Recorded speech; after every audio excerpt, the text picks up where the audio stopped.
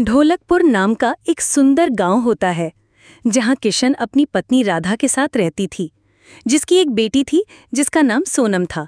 एक दिन राधा ने अपने पति से कहा, चलो जी कहीं घूमने जाते हैं और बाहर से खाना खाकर आते हैं। उसका पति किशन भी जाने के लिए राजी हो जाता है। तभी उसकी सास आकर कहती है, कहाँ जा रहे हो मुझे बिना बताकर, मैं भी चलूंगी तुम्हारे साथ। ये सब सुनते ही किशन की पत्नी राधा बहुत ही गुस्से में आ जाती है और अपने सास से कहती है, तुम जाकर क्या करोगी, हम जा रहे हैं शॉपिंग करके आएंगे।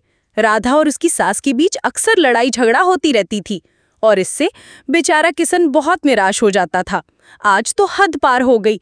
अब ये सब सुनकर किशन अपने पत्नी से कहता है, चलो माँ को भी ले जाते हैं, वो भी तो हमारे घर का एक हिस्सा है।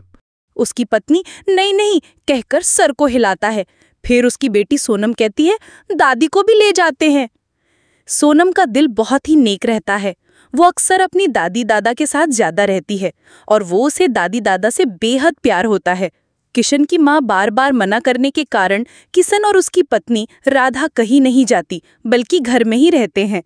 कुछ देर बाद राधा अकेले में किशन से कहती है, ये कैसी माँ है तुम्हारी, तुम्हें कहीं घूमने जाने नहीं देती, इससे तो अच्छा मर जाती बुढ़िया तो ही हमें अच्छा लगता।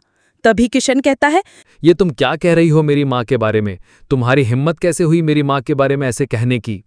तभी किशन की बेटी अपनी माँ से कहती है, माँ ये तुम क्या कह रही हो, दादी को भला ऐसे क्यों कह रही हो, वो तुम्हारी भी माँ है और हमारी भी माँ है।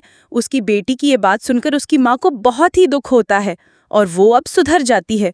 वो अपने सास के साथ बहुत ही हंसी खुशी रहने लगती है और जिंदगी में अच्छे बुरे का फर्क जान चुकी होती है। अगर आपको ये वीडियो पसंद आए तो वीडियो को लाइक एवं चैनल को सब्सक्राइब करना ना भूलें। मिलते हैं ऐसे ही मजेदार कहानी में, तब तक के लिए बाय बाय, गुड बाय।